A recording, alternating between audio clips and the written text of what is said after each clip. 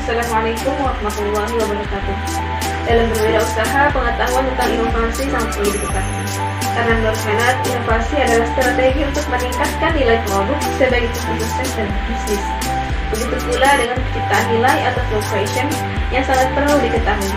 Karena flow creation adalah inti seluruh kegiatan yang harus dilakukan oleh suatu perusahaan untuk memperoleh keuntungan.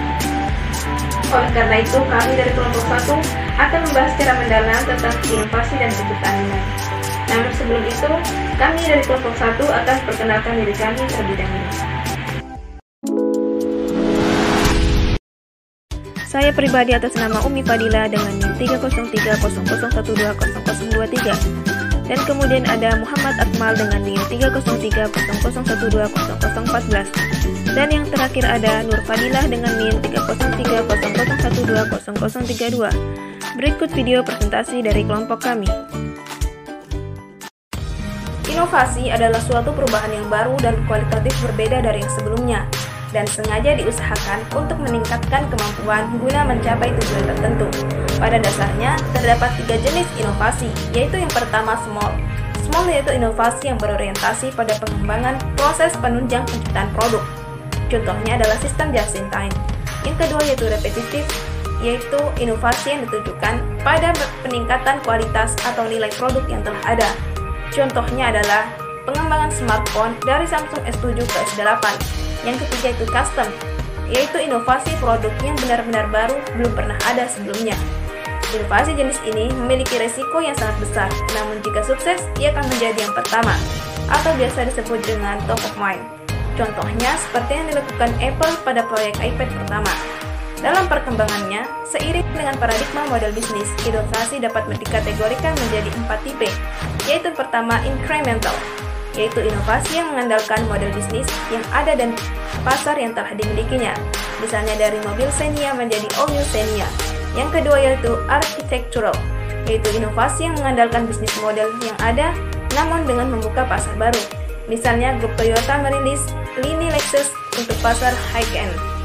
Yang ketiga itu radical, yaitu inovasi yang mengembangkan model bisnis baru untuk segmen yang telah dimilikinya, misalnya restoran konvensional, yaitu mengembangkan sistem transaksi tanpa kasir. Yang kedua itu disruptive, yaitu inovasi yang mengembangkan model bisnis sekaligus segmen pasar baru, misalnya awal kehadiran Tokopedia yang menyasar pasar netizen dengan pengalaman transaksi yang berbeda dari pasar tradisional.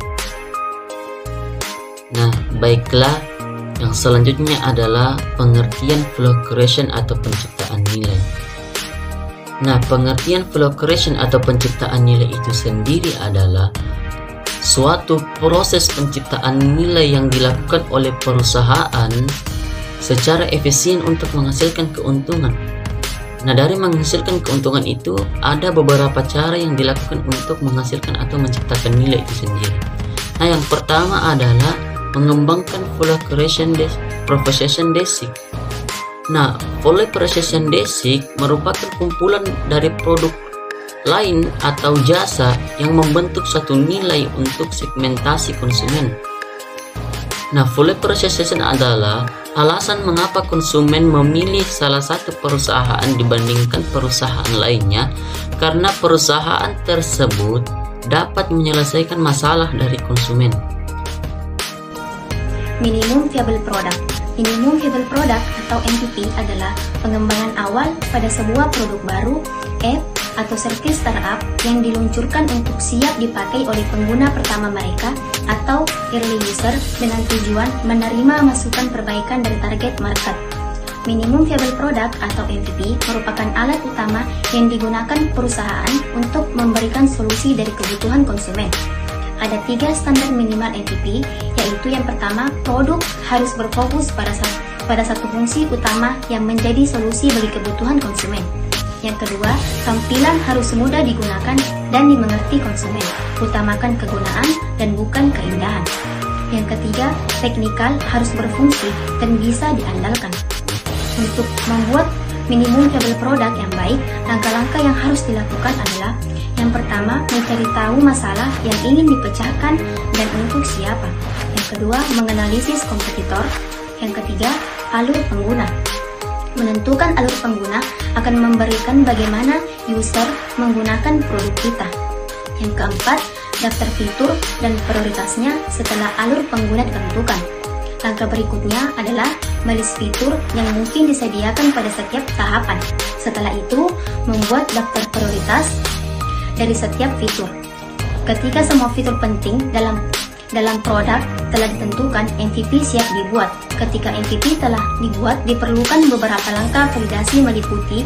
Yang pertama, validasi internal biasanya dilakukan oleh tim inovator atau orang dalam untuk melihat kelayakan MVP.